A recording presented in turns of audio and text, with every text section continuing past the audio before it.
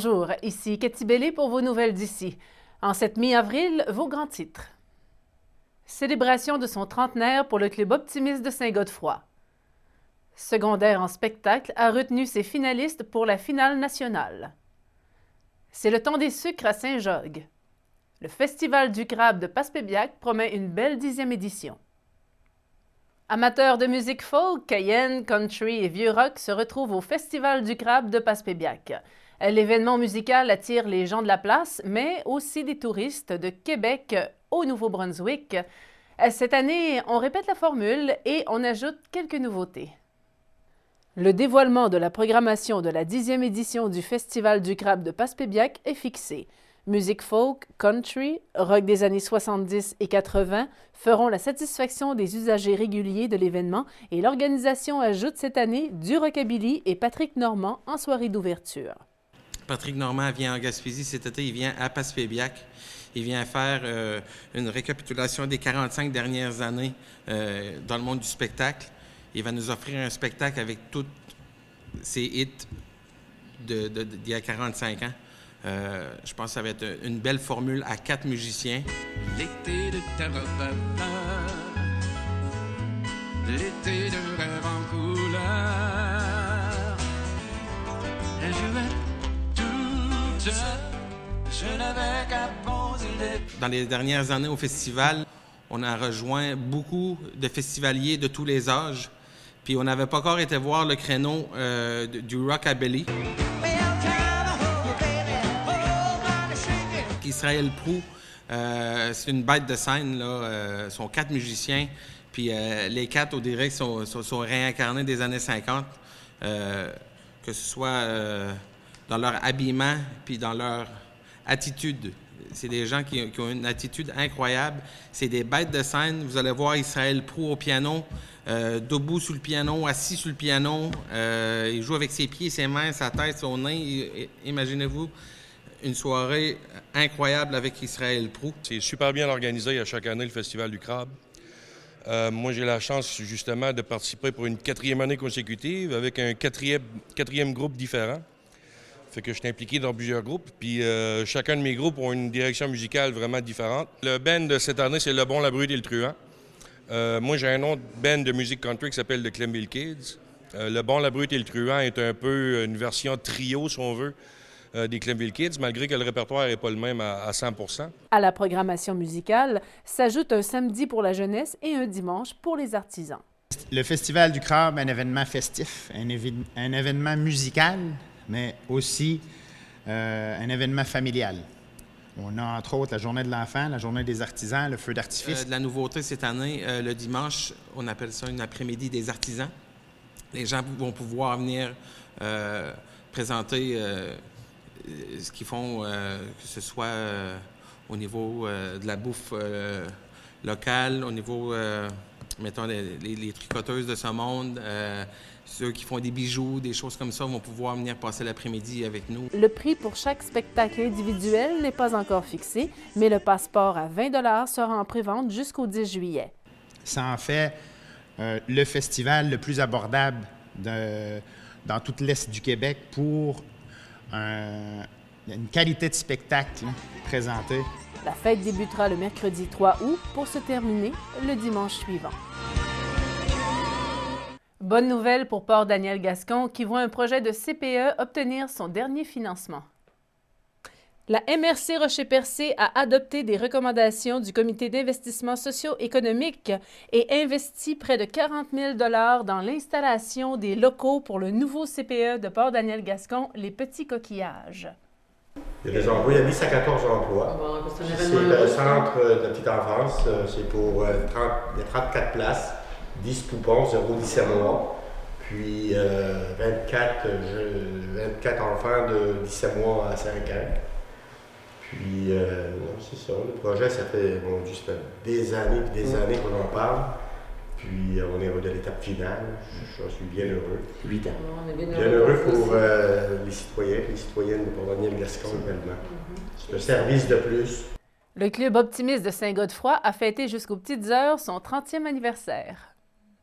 Le Club optimiste de Saint-Godefroy vient de célébrer son 30e anniversaire. Nous avons rencontré un de ses porte-parole et fondateurs, M. Salomon Grenier. Un nouveau club optimiste fondé va en fonder un autre. Et Hope a été fondé en 1985, ça fait qu'il y avait comme objectif de se fonder un nouveau club. Et ils sont venus me rencontrer à Saint-Godefroy dans l'automne 1985, mois de novembre à peu près. Là. Et puis ça a pris 4 mois. Là. Au mois de février, le 12 février, on procédait à l'intronisation des membres. Ça veut dire la sermentation des membres.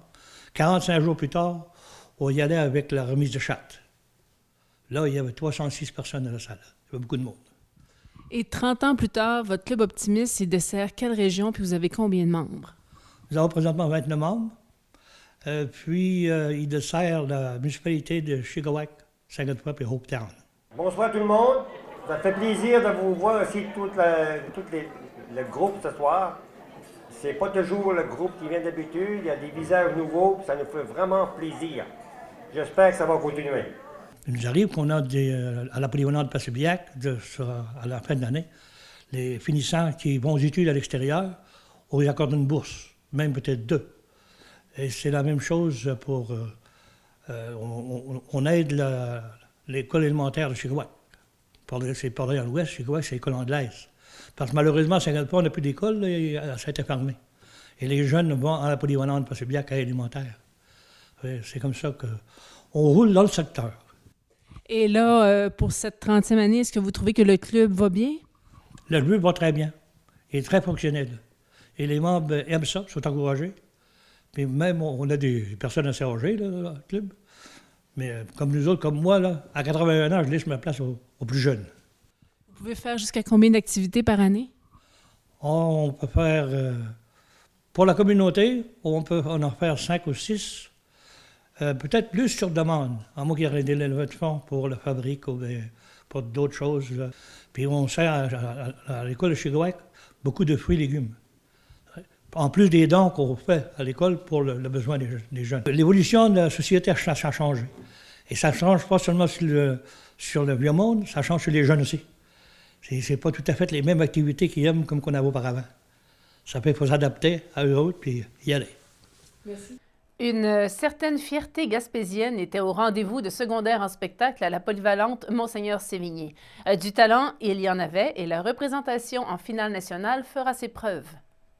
La salle était pleine à la polyvalente de Chandler pour recevoir les 12 numéros en finale régionale de secondaire en spectacle.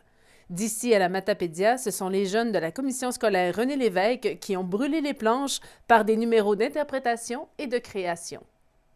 Le premier prix en interprétation est revenu à Chani Roberge, étudiante à l'école aux 80, qui a chanté Espionne russe en s'accompagnant au piano. Elle gagne en plus un prix d'une semaine au camp de chansons de Petite-Vallée. Maintenant c'est à mon tour de ne pas pouvoir dire plus, car j'ai tombé en amour avec une espionne russe. Tombé en amour avec une espionne russe. Tombé en amour avec une espionne russe. Tombé en amour avec une espionne russe.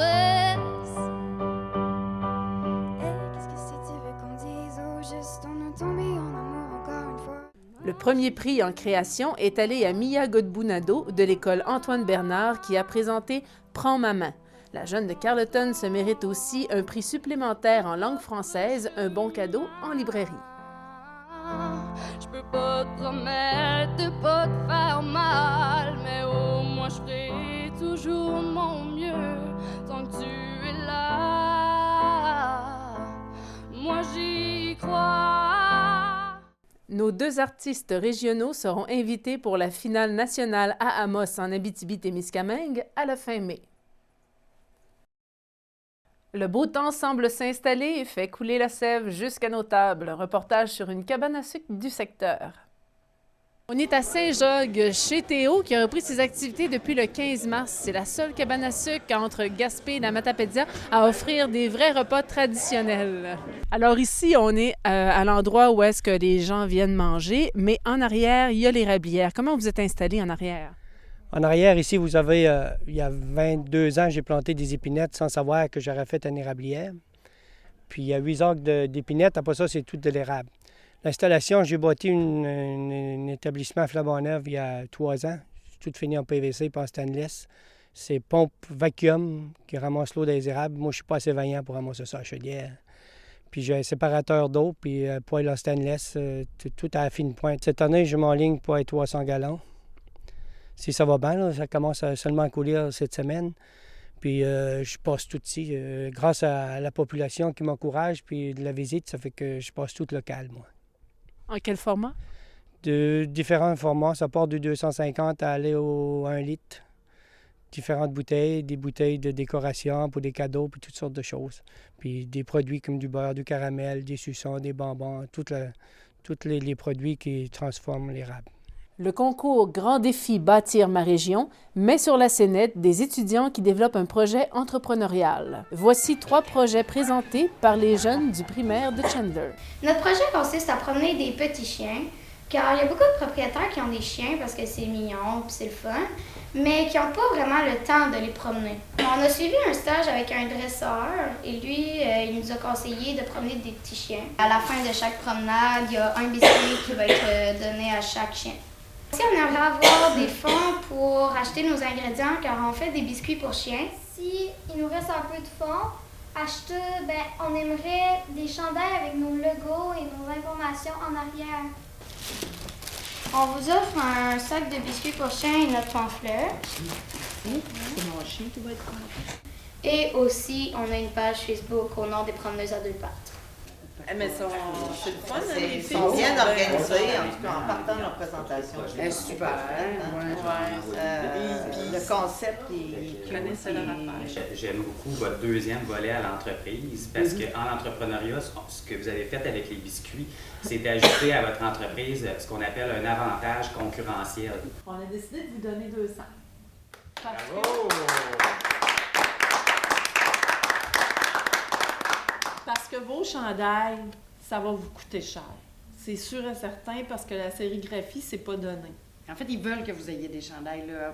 En Oui. commençant, je trouve que c'est une bonne idée. Très coloré. C'est votre sécurité, puis comme Suzy disait, et après, les gens vont savoir « Ah, ça, c'est les promeneuses. » Voilà, je vais prendre comme d'habitude la parole pour vous présenter nos participantes et de votre côté, vous présenter aussi aux entrepreneurs qui sont venus rencontrer votre projet.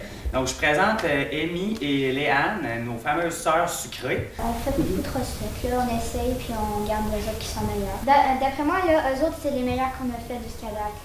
Là, vous allez travailler en collaboration avec le petit art sucré. Vous allez aller utiliser sa cuisine. Oui, parce que j'ai bien compris.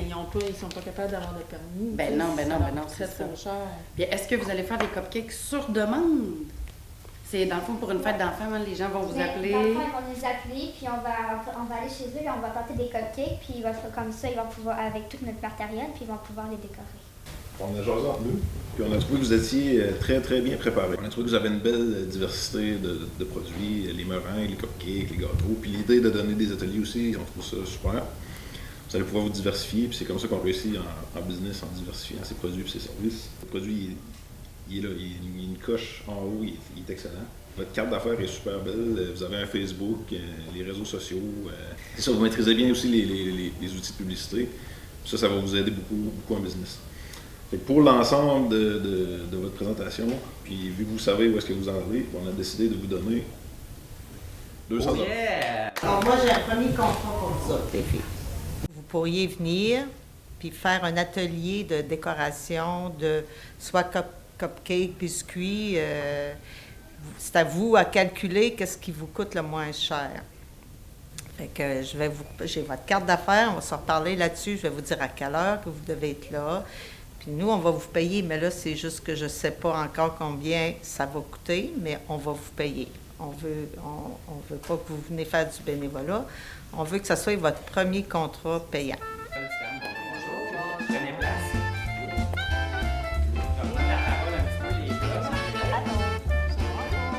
Je présente Tristan et Thomas. Là, je me trompe pas, hein? Là, je l'ai eu. Tristan, Thomas.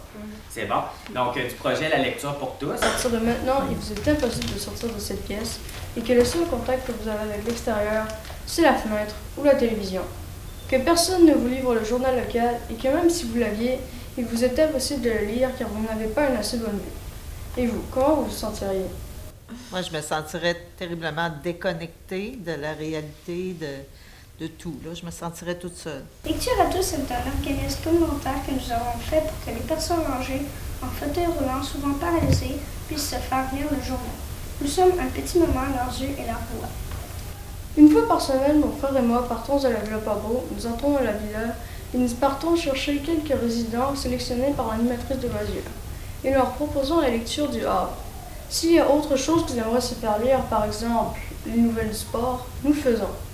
Cette lecture leur permet de savoir ce qui se passe à l'extérieur et de leur faire oublier un petit moment qu'ils sont âgés, malades et qui ne retourneront plus jamais à leur maison. En plus, c'est lu par des enfants. Certaines personnes n'ont jamais de visite et il y en a même qui n'ont jamais vu d'enfants depuis qu'ils sont à la villa. Si vous saviez comment les personnes étaient heureuses de voir des enfants, mon frère s'est fait prendre dans ses bras au moins 20 fois. Les résidents qui souffrent d'Alzheimer ne pouvaient pas entendre la lecture du Havre, mais ils ont tout de même été contents de recevoir notre visite. Avec votre mise de fonds, nous aimerions acheter le type de lecture qu'ils aiment. Faisons le calcul. Le Journal de Montréal pour le sport coûte environ 3 $ et une revue environ 5 $, ce qui veut dire 8 $ par semaine. Il nous reste environ 13 semaines, ce qui veut dire que le 100 $ est dépensé. Idéalement, si vous pourriez augmenter la mise de fonds de 100 $, nous pourrions acheter le type de lecture qu'ils aiment pour une durée indéterminée. Vous êtes deux anges qui arrivent auprès de ces personnes âgées-là. Pour votre bonne idée, pour votre générosité, pour votre grand cœur envers les personnes qui sont dans le besoin, nous, chez Mogeford, on va vous payer chacun un chandail qui va vous identifier quand vous allez rentrer à la Villa Pabot. Yeah! Tous les projets présentés le seront devant grand public lors des salons des jeunes bâtisseurs qui se tiendront dans chaque MRC en début mai. Devant le succès et l'implication des jeunes, des partenaires, de la population dans chaque MRC de la Gaspésie et des îles, une finale régionale prend forme cette année avec Radio-Canada comme partenaire majeur. Les gens seront amenés à voter en ligne pour leur projet préféré. En plus de bonifier d'une exposition supplémentaire médiatique pour les gagnants, 4 000 $ sera donné en bourse à des gagnants œuvrant dans chaque catégorie d'âge.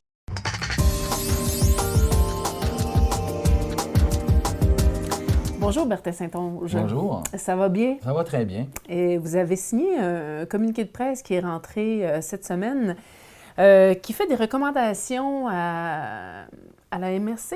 À la MRC et à la municipalité de Saint-Alphonse. Oui, parce qu'il y a une étude de Pesca Environnement qui a été donnée à savoir si, qui a été déposée à savoir si la rivière Saint-Siméon était contaminée à cause du lait, finalement. C'est ça, c'est ça.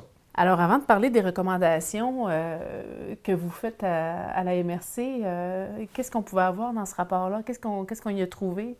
Ce qu'on a trouvé, c'est qu'effectivement, la rivière Saint-Simon est polluée par des coliformes fécaux et des coliformes totaux, qui sont donc de la décomposition des déchets humains. Mais humain ou animal? Humain ou animal. C'est ce qu'on nous répond quand on parle à certains gens qui gèrent le lait, que ça pourrait très bien être un barrage de castors qui contamine la rivière Saint-Siméon. Oui, c'est vrai, ça pourrait être un animal mort dans la rivière Saint-Siméon aussi, mais on ne se comptera pas de peur. On sait tous qu'au bout, vers Saint-Alphonse, le bassin d'épuration de la municipalité de Saint-Alphonse se déverse dans cette rivière-là. Donc, on est 165 maisons, donc tout près de 450 habitants qui faisons le besoin dans cette rivière-là. Parce que l'étude a démontré que en haut du centre d'ordures et en bas du lait, c'est le même taux de coliformes dans l'eau. Alors, ça veut dire que les coliformes arrivent avant le lait, dont Saint-Alphonse, ou le barrage de Castor. Ou le barrage de Castor. Ce qu'on sait maintenant par l'étude, c'est que la contamination ne vient pas du LET par rapport aux coliformes fécaux et aux coliformes totaux.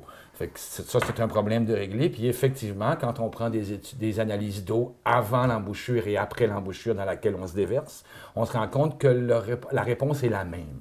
310 coliformes fécaux par litre. Donc c'est pas le lait qui contamine la rivière. Bon, on parle de... Qu'est-ce que ça représente, ça, ce taux de coliformes dans l'eau, là? C'est comme... Bien, c'est tellement important qu'on ne peut plus se baigner dans la rivière Bonaventure, dans la petite rivière Saint-Siméon, pardon, et on ne peut plus consommer l'eau. Et quand on dit ne peut plus se baigner, une personne qui se baigne puis qui a une petite écharpe parce qu'il s'est graffiné sur un roseau, il y a un danger de contamination et on parle de coliformes fécaux. Donc, c'est des maladies assez importantes. On parle de 1/3 de coliformes fécaux à peu près pour un 2/3 d'eau. Et voilà, et voilà. Et ce qui est très important, c'est beaucoup, là, c'est beaucoup. Tellement qu'on ne peut plus se baigner dedans. Bon, alors, n'importe qui sachant ça, que la rivière Saint-Siméon est quand même fréquentée par plusieurs habitants de la région, on se dit, comment on fait pour trouver le problème? Il faut continuer à investiguer. Il faut continuer à faire des analyses d'eau en partant de l'embouchure, parce qu'on pense qu'à partir du LET, il n'y a pas de contamination, mais partons de l'embouchure où le LET se déverse et montons vers le nord.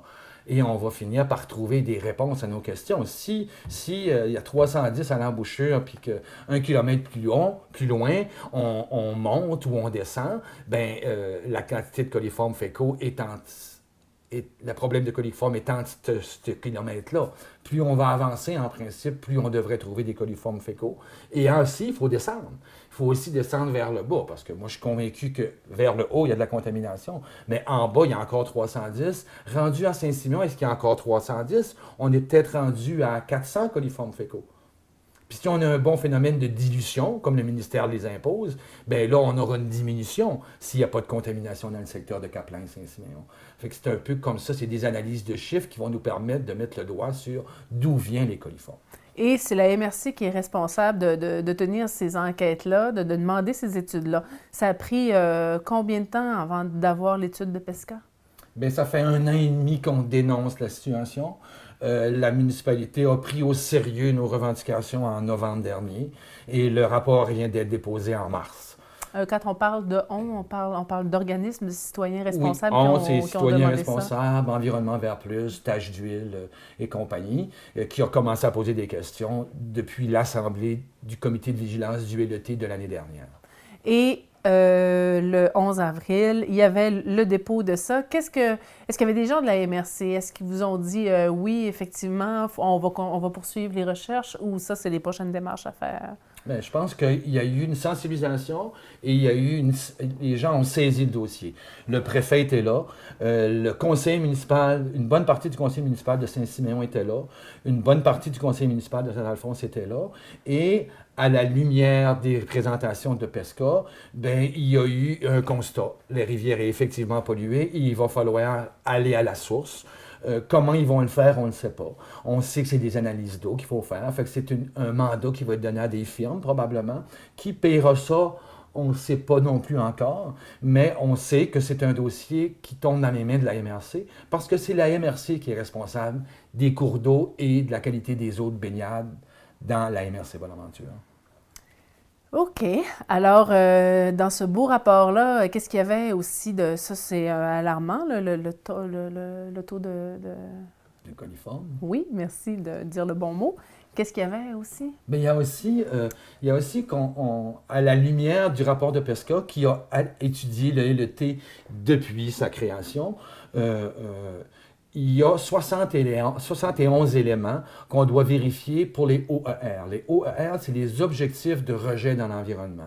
C'est des normes qui sont fixées par le ministère de l'Environnement qui dit tel type de produit, quand il y en a moins que ça dans l'environnement, c'est pas trop grave, et quand il y en a plus que ça, c'est grave. Sur les 71 qu'on doit analyser à Saint-Alphonse, il y en a une quarantaine qui sont pris en compte pour Saint-Alphonse. Et sur la quarantaine qui sont pris en compte, on a constaté qu'il y a 16 de ces éléments-là où on n'atteint pas les objectifs. C'est plus du tiers. C'est plus du tiers. C'est plus du tiers. Est-ce que c'est plus important un élément qu'un autre? On n'en est pas rendu là dans notre analyse. Nous, ce qu'on se dit, c'est qu'à partir du moment où la loi prescrit 71 éléments à surveiller, bien, il n'y en a pas une de plus importante que l'autre. Ils le sont tous parce qu'ils doivent être surveillés. Et pourtant, quand on rencontre les gens du LET, on nous dit tout le temps qu'on ne dépasse pas les taux permis par le ministère, alors que là, le rapport dit clairement qu'il y a certains éléments là, qui passent franchement le cap. Mais on se rend compte qu'au gouvernement, si par exemple le LET a des problèmes d'atteindre ses objectifs, bien, le gouvernement va desserrer un petit peu la limite permise pour permettre une exploitation un peu plus grande de la chose. C'est-à-dire que le LET n'est même pas taxé, là. On fait juste demander au ministère, s'il vous plaît, on demanderait à dépasser la limite et comme c'est... On juge sur quoi pour pouvoir dépasser cette limite-là? Comment ça que le gouvernement dit t'es un centre qui doit faire attention à l'environnement, mais là, comme tu dépasses tes limites, on va te baquer, puis... Ça va tellement loin avec le ministère que les objectifs de rejets environnementaux, c'est des objectifs à atteindre. C'est pas dans le cadre de la loi. S'ils les atteignent pas, il faut qu'ils le disent au gouvernement, puis le gouvernement essaie d'analyser les situations pour lui dire « OK, faites ci ou faites ça ». À titre d'exemple, on a constaté que au niveau des BPC et des cyanures, il y avait dépassement depuis le début. Et ce qu'on entend, la réponse qu'on entend du ministère par rapport à ces deux éléments-là, c'est de dire que tenant compte des équipements techniques que le LET a et la technologie disponible, bon, on tolère le dépassement. Et quand le LET nous dit mes tableaux sont faits, puis je suis toujours en moyenne correcte, si on s'en va jouer dans des moyennes annuelles, on est correct. Mais à partir du moment où on se met à jouer dans des moyennes mensuelles, et voire même dans des moyennes hebdomadaires, bien là, parfois, on dépasse et de beaucoup. Et une chose qui est importante de mentionner, c'est que le LET ne traite pas son jus de poubelle, pendant 5 mois de l'année. Fait que c'est sûr que pendant ces 5 mois de l'année-là, bon, on est toujours correct avec les normes, on fait rien, on ne traite pas. Et pourtant, on fait une moyenne annuelle. Donc, ça fait baisser la moyenne. Viennent influencer, naturellement, influence la moyenne. Mais quand on les prend par mois, c'est parfois catastrophique. Bon, on a interrogé la personne qui gère le LET et il nous disait que lui, il préconisait vraiment de nettoyer son processus de filtration est le plus organique possible pour nettoyer ces bassins qui se répandent. Puis il dit qu'il ne veut pas user de matériaux plus chimiques pour nettoyer son LET. S'il utilisait ces produits-là, est-ce que ça donnerait plus de résultats? Peut-être. Peut-être. Ça, c'est des questions qu'on ne s'est pas encore posées. Lorsqu'on se rencontre avec le directeur du LET, c'est que depuis le début de la création du LET, il est toujours allé avec des méthodes dites écolo, des bassins de décantation, de l'ensemencement. Même dans le rapport de PESCO, on suggère de planter des plantes dans le bassin émissaire pour être capable d'améliorer la filtration. Ce qui est très honorable. Ce qui est très honorable. Puis quand le directeur du LET nous dit « Je veux le moins possible utiliser de produits chimiques pour arriver à une meilleure filtration », c'est aussi honorable parce que les produits chimiques se ramasseront de toute façon dans l'environnement. Mais quand on se rend compte que l'honorable, on n'est pas capable de l'atteindre, bien, il faut poser des gestes. Là, nous, la gang de citoyens et les organismes environnementaux, notre questionnement est rendu là. Si on doit aller dans des traitements chimiques, bien, trouvons-le, analysons les conséquences environnementales et les effets bénéfiques sur le traitement. Puis si c'est ça qu'on a besoin, installons-le. Puis si c'est pas ça qu'on a besoin, bien, trouvons autre chose, mais on a de l'amélioration à apporter à notre LET. Il faut arrêter de faire croire au monde qu'on n'a pas de conséquences environnementales, c'est faux. Parce que les normes du gouvernement et les normes locales sont assez flexibles. Alors, la vigilance citoyenne est encore de pair. Je dis ça pour ceux qui trouvent que des fois les manifestations, on chiale un peu trop. Finalement, il nous reste une petite minute. Quelles sont les recommandations que vous faites à la MRC? Bien, à la MRC, à la municipalité. À la municipalité, on y recommande de mettre d'avant les rapports de PESCO, les recommandations de PESCO. On demande aussi à la municipalité de Saint-Alphonse de maintenant utiliser les surplus générés par la gestion du LET pour améliorer ses systèmes de traitement et ses systèmes de filtration et arrêter de faire des ristournes des municipalités. On fera des ristournes dans la municipalité quand on aura réglé nos problèmes. Tant et aussi longtemps qu'on n'a pas réglé nos problèmes, on n'y va pas. À titre d'exemple, encore une fois, en 2015, on a un surplus accumulé pour l'année financière de 310 000 $ et le comité de gestion recommandait encore une fois d'envoyer 250 000 $ des municipalités, mais cette année, la municipalité de Saint-Alphonse a refusé. Bravo. Elle a décidé d'utiliser cet argent-là pour améliorer son site et pour couvrir la cellule numéro 1 qui est maintenant pleine. C'est une autre des demandes à la municipalité. Et la troisième demande qu'on a faite à la municipalité est imputable au comité de vigilance. Ce qu'on demande, cette année, nous, les citoyens et les organismes environnementaux, on a fait le travail du comité de vigilance. Le comité de vigilance n'a rien fait de l'année. Le comité de vigilance n'était pas présent à la réunion hier où on présentait un rapport environnemental sur le lait de Saint-Alphonse. Personne de ce comité-là était là. Seulement un conseiller municipal de la municipalité de Saint-Alphonse parce qu'il est d'office au comité, mais le reste des membres du comité de vigilance n'étaient pas là. Ces gens-là ne comprennent pas le rôle qu'ils ont à jouer. On ne les a pas expliqué le mandat, puis on ne les a pas donné la formation pour être capable d'assumer ça. Nous, ce qu'on demande à la municipalité, c'est d'améliorer ce comité-là, d'y donner les compétences et d'y amener les ressources nécessaires pour que ces gens-là puissent faire le travail que nous avons fait pendant 1 an de temps. Ça, c'est la demande à la municipalité de Saint-Alphonse. Et à la MRC de Bonaventure, on lui dit, bien, puisque c'est toi, dans la loi, qui est responsable de la gestion des eaux de surface et des eaux de baignade, on vous demande à la MRC de Bonaventure de continuer l'investigation sur la rivière Saint-Siméon, puis de trouver la source de contamination. Et une fois qu'on a retrouvé la source de contamination, bien, de nous proposer des solutions pour remédier à la situation. Merci, M. Saint-Onge, pour ce portrait fort intéressant. Merci. On va finir par y arriver. Oui. Au plaisir.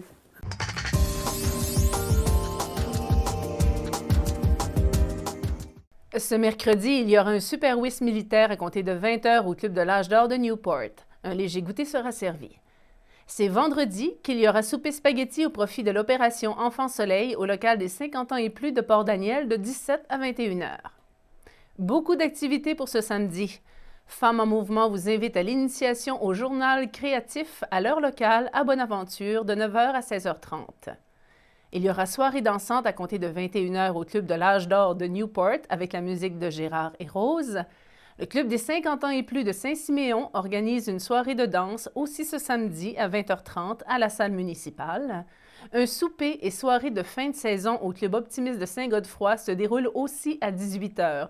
Au menu, souper, quart de poulet et dessert, musique Boots Fire, Chantal Castillou, et c'est au coût de 18 $ par personne. Il y a en même temps une soirée country au Club des 50 ans et plus, l'Amicale de Passepébiac à 21h avec la disco de Manon Pelletier. Un léger goûter sera servi en soirée. Finalement, une soirée dansante au centre communautaire de Saint-Pédis à 21h avec la disco de Martin Steven clôturera cette offre d'activités. C'est ce qui met fin aux nouvelles d'ici. Je vous remercie de votre attention. C'était Cathy Bellé pour Télévague.